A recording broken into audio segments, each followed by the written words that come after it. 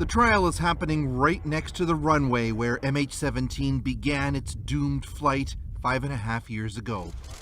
Family members said they've been waiting a long time. The judges began by stating 4 former militia commanders had been given proper notice, yet none chose to appear, though one did hire a lawyer.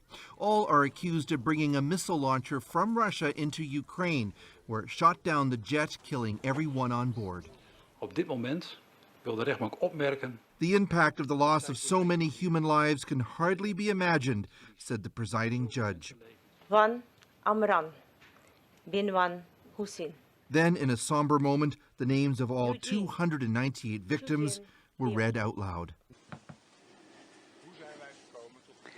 How did we reach the decision to prosecute these 4 particular individuals?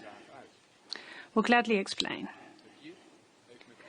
The JIT has conducted an extensive, open-minded and extremely thorough investigation into the downing of flight MH17. In the course of that investigation, the team profoundly examined various different scenarios, not only the scenario that the MH17 was shot down by a BUK missile, but also the scenarios that the MH17 crashed after an onboard explosion, that it was shot down by a fighter aircraft, and that it was shot down by a missile system other than a BUK. Only after extensive investigation did the Joint Investigation Team conclude that flight MH17 was shot down by a BUK missile launched from an agricultural field near the town of Pervomaisky to the south of the town of Snitsny. That a book teller of the 53rd Anti-Aircraft Missile Brigade of the Russian Army had been used for this purpose, and that this book teller was transported from the Russian Federation on the night of the 16th to the 17th of July 2014 and transported back to the Russian Federation shortly after the downing of flight MH17. In September 2016, the Joint Investigation Team appealed for witnesses concerning the identity of 2 individuals who in July 2014 were using the call signs Orion and Delphin. These individuals were probably 2 higher-ranking Russian officers who played a role in the armed conflict in eastern Ukraine.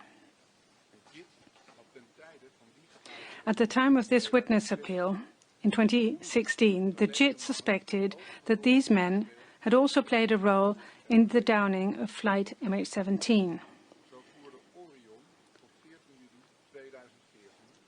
In an intercepted phone conversation on 14 July 2014, for example, Orion said that they now have a BUK and are going to shoot down aircraft. However, subsequent investigation that took place after September 2016 revealed that in the days prior to 17 July 2014, various persons and groups fighting the Ukrainian armed forces were trying to attempt to acquire a BUK system. Most of these attempts appear to have been unsuccessful.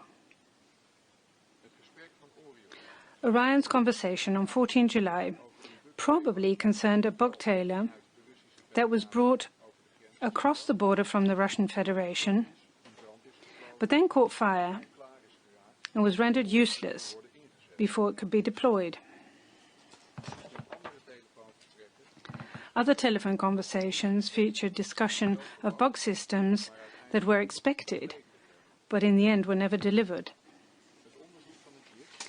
The JIT's investigation ultimately yielded concrete information about only 1 BUK system that was in the area in question, and could actually be deployed on 17 July 2014.